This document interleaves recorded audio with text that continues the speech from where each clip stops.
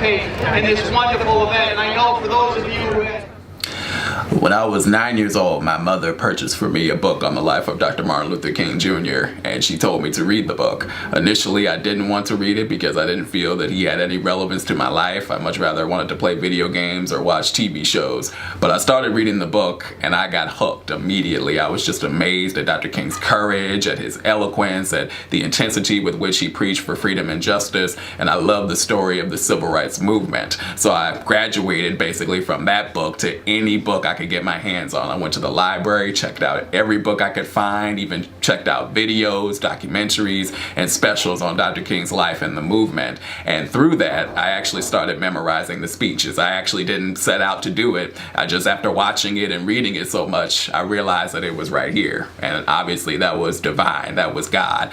And so as soon as I told my parents that I knew the speech, you know, in typical parent fashion, especially my mom, she told everybody that she knew. So then it got to the people at the church and they were like, well, why don't you say part of the speech for our Black History Month program? And then someone else said, well, why don't you give the Heritage Report and talk about the Civil Rights Movement? And then it just went from there. And then through studying Dr. King, God actually introduced me to my calling to preach. And I came to the realization that I wanted to be just like Dr. King. And what was Dr. King above all else? He was a preacher of the gospel. So at the age of 13, I preached my first sermon. And that was almost 17 years ago. I've been preaching ever since, and public speaking and giving Dr. King speeches and presentations. And it's just an honor to honor my hero. He was my hero then, and he still is now.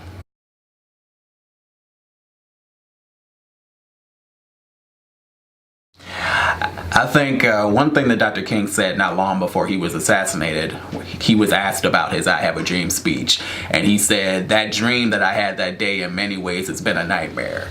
And I think that if he were to look at the state of America in many aspects, he would definitely view it as a nightmare. Because there's still a lot of racial tension, there's still a lot of injustice, there's still a lot of division, and there's still a lot of hatred. And a lot of those words that he spoke, even though he spoke them 52 years ago, or 55 years, in 1963, they are still very relevant to today's current climate. But on the flip side, since Dr. King was a voice of hope, and he always spoke to hope for the future, I think he would look at some of our interactions, because everybody doesn't have it messed up. There is reconciliation, there are people who are just as committed to justice now as they were back in those days, and I think Dr. King would be very encouraged to see that there are still people who are keeping the struggle going and keeping the conversation going and being honest about what's needed in our nation, not ignoring it, not telling people to get over it, not saying that's in the past, you're focusing on old things, but being honest about what we need in this country. And so I think Dr. King would continue to challenge us to love one another, to listen to one another, to work together, to not work against each other, and to focus more on what we have in common as opposed to our differences. And since he was a Christian and he was a preacher of the gospel, he would tell us to focus on Jesus's message of love and forgiveness and reconciliation and being that light that Christ has called us to be in the world, and not the darkness.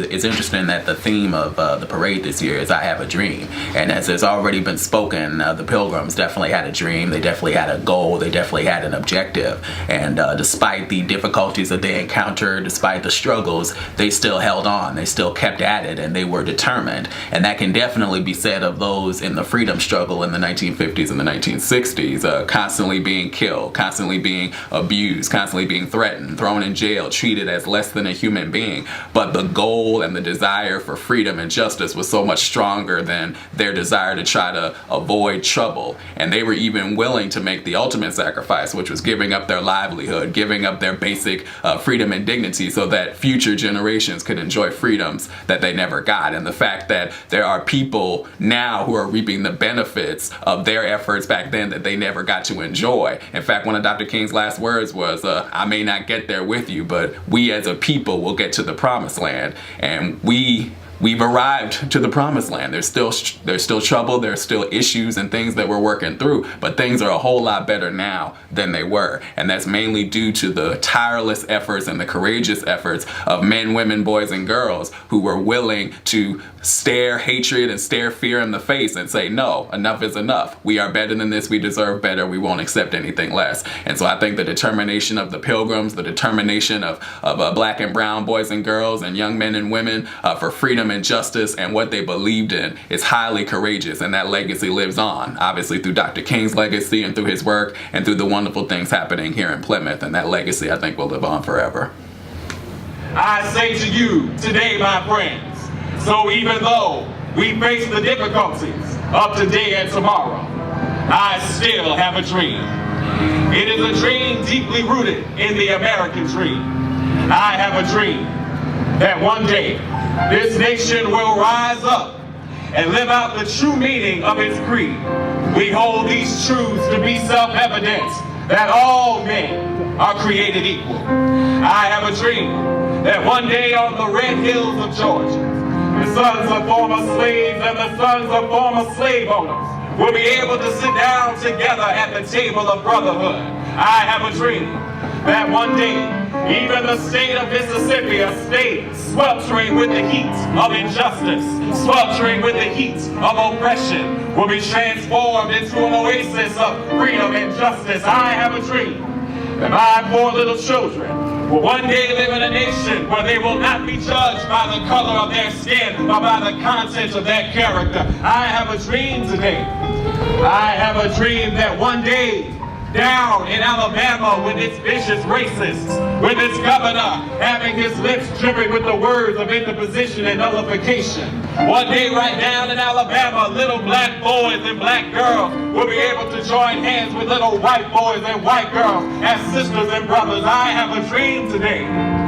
I have a dream that one day every valley shall be exalted. Every hill and mountain will be made low, the rough places will be made plain, and the crooked places will be made straight, and the glory of the Lord shall be revealed, and all flesh shall see it together. This is our hope. This is the faith that I go back to the South with. With this faith, we will be able to hew out of the mountain of despair a stone of hope. With this faith, we will be able to transform the jangling discords of our nation into a beautiful symphony of brotherhood. With this faith, we will be able to work together, to pray together, to struggle together, to go to jail together, to stand up for freedom together, knowing that we will be free one day. And this will be the day when all of God's children will be able to sing with new meaning, "My country, 'tis of thee. Sweet land of liberty, of thee I sing. Land where my fathers died, land of the pilgrim's pride.